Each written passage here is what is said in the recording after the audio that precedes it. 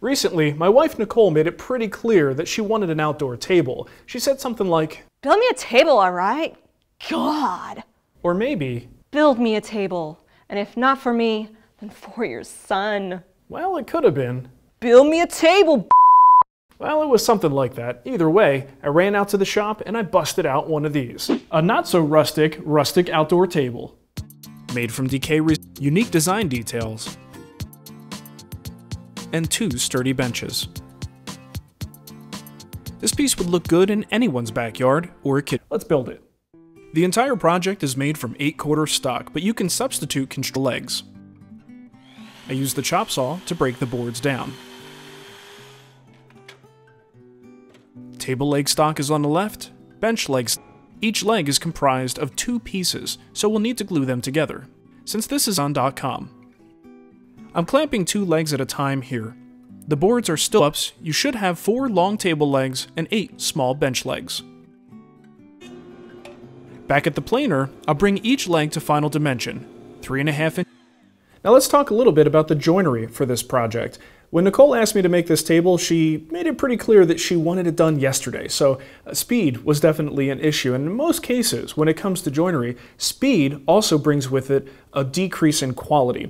And there are a couple exceptions in woodworking. One of those is the Festool domino in speed, as you'll see pretty soon. Now, alternatives to this, because of course a domino's not in everybody's budget, a great alternative are the classic dowels. If you have a simple doweling jig, you can get pretty good quality, strong joints using fairly substantial dowels. That's something to think about.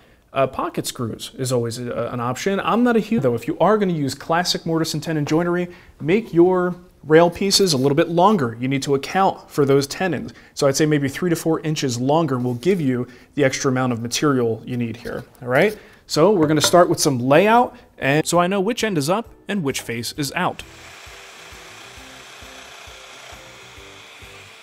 And just like that, I've got a mortise. Mortise number 2 is just as fast. As you can see, the pre-made tenons fit perfectly.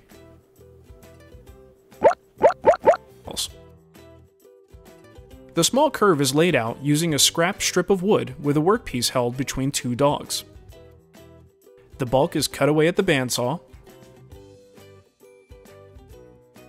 The oscillating spindle sand the curve on the table rails. Use a long piece of thin scrap stock or something like this, a Lee Valley drawing bow. Even though the pieces are longer, the cutting and smooth long stretchers. With the table dry assembled and a stretcher centered across the rails, I mark the exact locations of the rail on each side.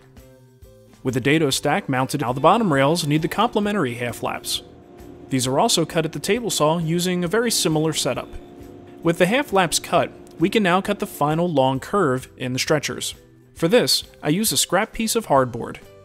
Even if the curve isn't perfect, it's so long and shallow that the eye will never notice. Cutting and smoothing, the ends of the rails receive a final decorative treatment, featuring a slight. To make my life easier, I'm gluing the tenons into the mortises and the legs ahead of time.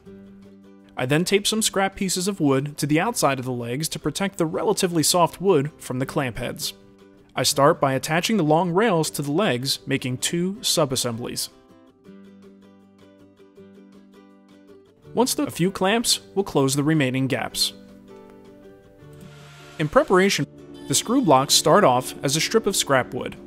I cut a rabbet into each end, and at the miter saw, I cut the ends off, releasing the screw blocks. Each block